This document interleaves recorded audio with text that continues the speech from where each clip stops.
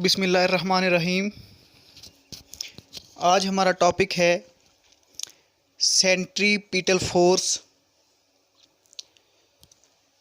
Centripetal force वो force होती है जो किसी जिस्म को दायरे में मूव करने के लिए ज़रूरी होती है।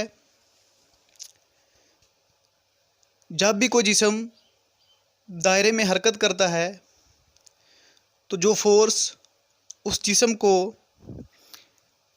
दायरे में हरकत करने पर मजबूर करती है वो फोर्स सेंट्रीपिटल फोर्स है। तो स्टूडेंट्स,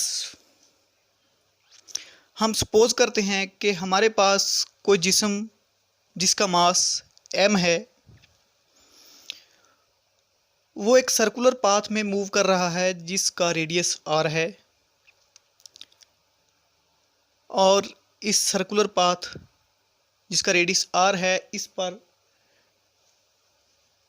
लगने वाली सेंट्रीपिटल फोर्स Fc है।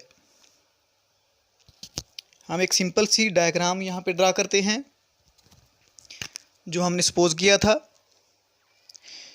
कि we have a mass of body m which is moving. ये हमारे पास बॉडी है जिसका मास m है, and this is moving in a circular path of radius r। ये उसका सर्कुलर पाथ है। मैं यहाँ पे रफली ड्रा करता हूँ, और ये उस सर्कुलर पाथ का रेडियस r है। ये इस सर्कल का ओरिजिन O है, और इस जिस्म पर जिसका मास m है लगने वाली सेंट्रीपिटल फोर्स Fc है। यहाँ पे ड्रा करें रफली, ये इसके ऊपर लगने वाली सेंट्रीपिटल फोर्स Fc। तो हमने यहाँ पे सेंट्रीपिटल फोर्स की इक्वेशन ड्राइव करनी है, इसका फार्मूला ड्राइव करना है।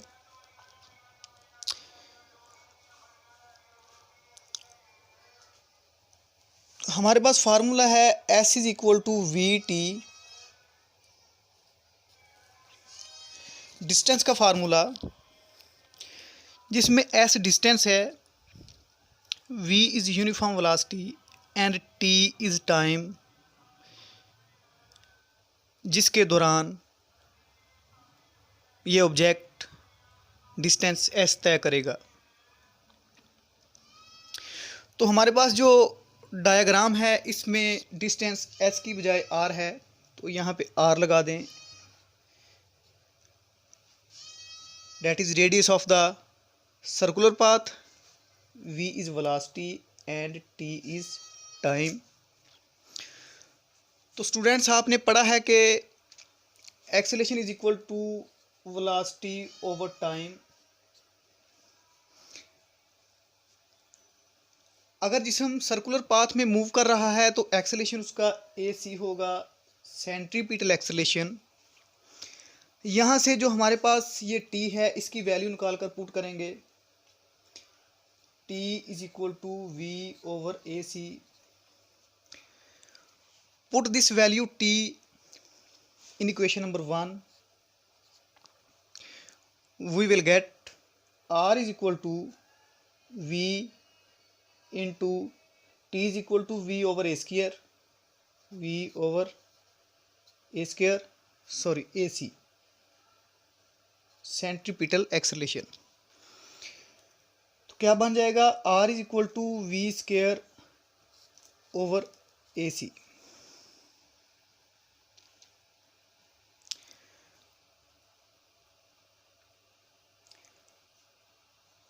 अब according to Newton second law of motion, F is equal to ma।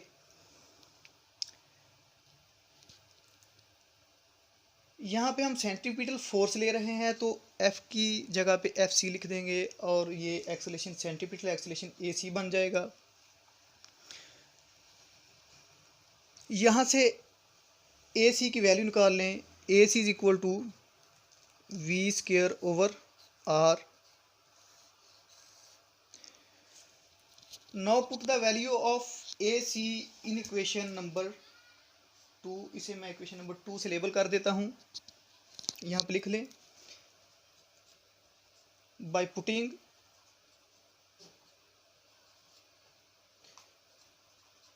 Value of A C in equation number 2 we will get FC is equal to m। AC की value यहाँ से हमने ली थी, क्या था, v स्क्वायर ओवर r। तो centripetal force का formula या इक्वेशन बन गई m v square over r। यहाँ पे FC सेंट्रीपिटल फोर्स है,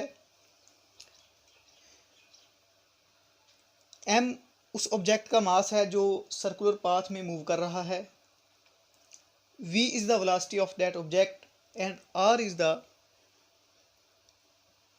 radius of the circular path in which the object of mass m is moving with acceleration centripetal acceleration AC। तो students ये था हमारा आज का टॉपिक। अगर आपको किसी स्टेप की समझ ना आई हो तो आप कमेंट्स में पूछ सकते हैं, और अगर वीडियो पसंद आई हो तो दोस्तों के साथ शेयर करें, लाइक करें और चैनल को सब्सक्राइब करें।